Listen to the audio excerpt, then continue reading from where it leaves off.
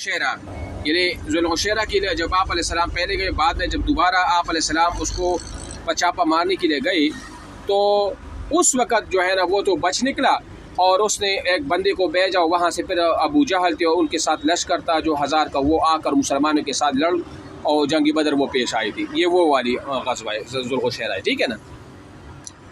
تو اس میں یہ جمادی الاخر 2 ہجری اور نومبر دسمبر 623 کو، اس میں آپ علیہ السلام کے پاس 150 یا 200 مہاجر تھے، آپ کو روانگی پر مجبور نہیں کیا۔ اس میں 30 اونٹ تھی، اس کو بھی انڈر لائن کرو، لوگ باری باری سوار ہوتے تھے، اور مقصود قریش کا ایک قافلہ تھا جو ملک شام جا رہا تھا، اور معلوم ہوا تھا کہ یہ مکے سے چل چکا ہے۔ اس قافلے میں قریش کا خاصا مال تھا، آپ اس کی طلب میں ذوالعشیرہ تک پہنچے، لیکن آپ کے پہنچے سے کئی دن پہلے قافلہ جا چکا تھا۔ یہ وہی قافلہ ہے جسے شام سے واپسی پر نبی علیہ السلام نے گرفتار کرنا چاہا، تو یہ قافلہ تو بچ نکلا لیکن جنگ بدر پیش آ گئی۔ اس پر مہم پر ابن سعد کی بقول آپ علیہ السلام جمادی الاولیٰ کے اواخر میں روانہ ہوئے اور جمادی الاخر میں واپس آئے۔ غالباً یہی وجہ ہے کہ اس غزوے کے مہینے کے تغییر میں اہل سیر کا باہر اختلاف ہے۔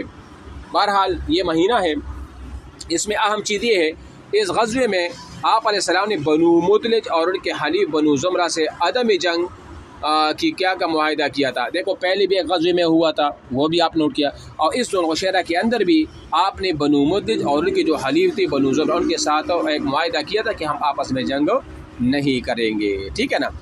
اور ایام سفر میں مدینہ کی سربراہی کا کام ابو سلمہ بن عبد الاحد مخزوفی نے وہ انجام دیا، یعنی اسی غزوہ ذوالعشیرہ کے دوران آپ علیہ السلام نے مدینہ کا نائب کس مقرر کیا؟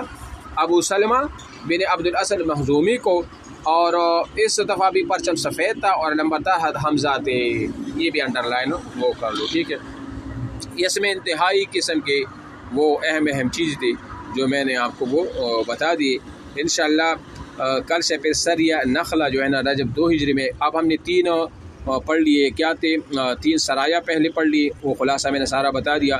پھر غزوات ہم نے پڑھ لی، غزوہ ابوا بھی ہوا، غزوہ ودان بھی ہوا، کب ہوا تھا پورا ڈیٹیل بتا دیا۔ اس کے بعد غزوہ بوات تھا، اس کے بعد غزوہ ذوالعشیرہ تھا، جھنڈا کس کے پاس تھا، مکے کے نائب کون تھے، علمبردار کون تھے، تعداد کتنی تھی، مقصد کیا تھا، وجہ کیا ہوا تھا وغیرہ، یہ سارے کی چیزیں میں نے ڈیٹیل سے آپ کو وہ بتا دی۔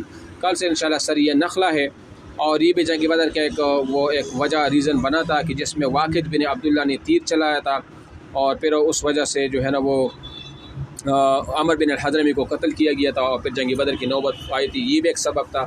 تو یہ انشاءاللہ اس کو پھر کل ڈسکس کریں گے، ٹھیک ہے۔